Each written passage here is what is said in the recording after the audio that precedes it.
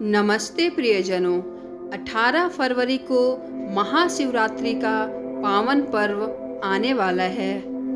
कहा जाता है इस दिन शंकर भगवान और पार्वती माँ का विवाह हुआ था। दोनों परिणय सूत्र में बंध गए थे। यह ऐसा त्योहार है जिसमें शंकर भगवान अपने सभी भक्तों का सारी इच्छाएं पूर्ण करते हैं। मैं आप लोगों को एक ऐसा कहानी सुनाने जा रही हूँ जो कहानी मुझे लगता है आप में से बहुत कम लोगों ने पहले ही सुना होगा। एक गांव था। उस गांव में सास और बहू एक घर में रहा करते थे। बहू के ससुर की मृत्यु हो चुकी थी और बहू का पति बाहर काम करता था। उस घर में केवल सास और बहू अकेले रहा करती थी। बहू देखने में जितनी सुंदर थी वो संस्कारी भी उतनी ही ज़्यादा थी। बहू शंकर भगवान को बहुत ही ज़्यादा मानती थी। महाशिवरात्रि का पर्व आने वाला था। बहू ने अपने सास से बोला, माँ जी, मैं महाशिवरात्रि का व्रत कल रखने वाली हूँ। यह व्रत बहुत ही फलदायी होता है। सास अकेले बैठे बैठे अपना दिमाग अब इस काम में लगाने लगती है, किस तरह मैं अपने बहू को पूजा करने में विघ्न डालूं। सास ने बहू को 2 दिन के बहुत ही ज़्यादा काम सौंप दिए। अगले सुबह बहू सुबह उठ करके महाशिवरात्रि का व्रत की। लेकिन बहू ने बोला, माँ जी, मैं मंदिर शंकर भगवान का पूजा करने के लिए जा रही हूँ। लेकिन सासू माँ ने अड़ंगा डालते हुए बोला, बहू, पूजा करना बाद में, पहले तुम जाओ खेत में पूरी सिंचाई कर दो और शाम तक वहाँ तुम यह देखते रहना कि खेत में एक भी चिड़िया फसल को ना खाए। बहू अपने सास को कुछ भी बोल नहीं पाई, खेतों में चली गई अपना काम करने के लिए। बहू 1 घंटे खेत में पूरे खेतों को अच्छे से सिंचाई की और बैठे बैठे सोच रही थी कि कब मैं शंकर भगवान का मंदिर में जा कर के पूजा करूँगी। थोड़ी देर के बाद एक औरत आदमी सेठ और सेठानी जैसे दिख रहे थे। वो उसी खेत में आए और बहू से बोले कि तुम्हें शंकर भगवान का पूजा करना है, आज तो महाशिवरात्रि का पर्व है। हम दोनों यहाँ तुम्हारे खेत में तुम्हारा सारा काम कर लेंगे।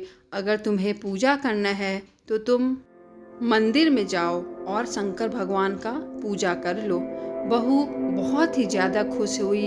ऐसा लगा उसको मन की मांगी हुई मुराद पूरी हो गई। बहुत खुश होकर के बहू मंदिर चली गई पूजा करने के लिए। बहू जब मंदिर से पूजा पाठ करके भोलेनाथ को प्रसन्न करके जब अपने खेतों में आती है तो वहाँ पर उसे दिखाई देता है कि वहाँ पर सेठ सेठानी तो नहीं रहते हैं, लेकिन पूरे खेत में सोना चांदी भरा रहता है। यह देखकर बहू को कुछ समझ में नहीं आता है। फिर वो दौड़ी दौड़ी अपने सासू माँ के पास जाती है और सासू माँ से कहती है, माँ जी, ऐसा ऐसा घटना हमारे साथ घटा। सासू माँ ने अपने बहू से कहा, बहू, यह सब भोलेनाथ और माता पार्वती की ही कृपा है जिन्होंने ऐसा किया है। चलो अगले साल मैं भी इस व्रत को करूँगी। 1 साल बीत जाता है। अगले साल फिर से शिवरात्रि का महापर्व आता है। सास ने भी सुबह से महाशिवरात्रि का व्रत रखा। ठीक उसी तरह काम किया जैसे पिछले बार उसकी बहू ने काम किया था। सासू माँ खेतों में गई और खेतों को पूरा सिंचाई की और वहाँ बैठ कर के इंतज़ार करने लगी। थोड़ी देर के बाद एक सेठ सेठानी उस खेत में आते हैं। सेठ सेठानी ने उस बूढ़ी सासू माँ से कहा कि माता जी, आज शिवरात्रि का महापर्व है। अगर आपको मंदिर में जाकर के पूजा अर्चना करना है तो आप जाइए। सासू माँ यह सुनकर के बहुत ही खुश हो जाती हैं, लेकिन सासू माँ ने सेठ सेठानी से बोला कि मेरी बहू मुझे बहुत ही तंग करती है, उसने ही मुझे खेतों पर काम करने के लिए भेज दिया, जबकि मैंने तो सुबह से व्रत रखा है। उसने मेरे ऊपर तनिक भी दया नहीं किया। सेठ सेठानी ने बोला, कोई बात नहीं माता जी, मैं आपके खेत में सारा काम कर दूंगी, आप मंदिर चले जाइए। सासू माँ मंदिर चली जाती हैं और मंदिर से पूजा अर्चना करके अपने खेतों में आती हैं। तो सासू माँ देखती हैं कि वहाँ पर तो सेठ सेठानी नहीं रहते हैं और जो भी फसल लगा था सारा फसल नष्ट हो जाता है। यह देख कर के बूढ़ी सासू माँ बहुत ही दुखी होती हैं और अपने घर को वापस आ जाती हैं। अपने साथ हुई सारी घटना को सासू माँ ने अपने बहू से बताया।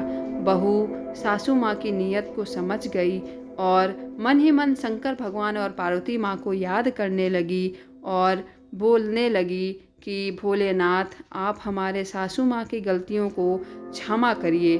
थोड़ी ही देर के बाद शंकर भगवान और पार्वती माँ सामने प्रकट हो जाते हैं और बहू और सासू माँ ने हाथ जोड़ करके शंकर भगवान से क्षमा याचना किया।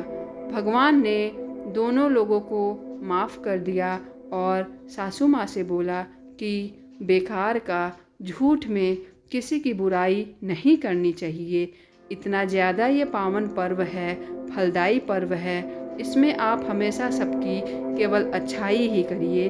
किसी के बारे में बुरा भला बोलने से खुद का ही सबसे ज़्यादा बुरा होता है। अगर आपको हमारा वीडियो थोड़ा भी पसंद आया हो तो आप हमारे चैनल को लाइक करिए, शेयर करिए एंड सब्सक्राइब करिए। Thank you.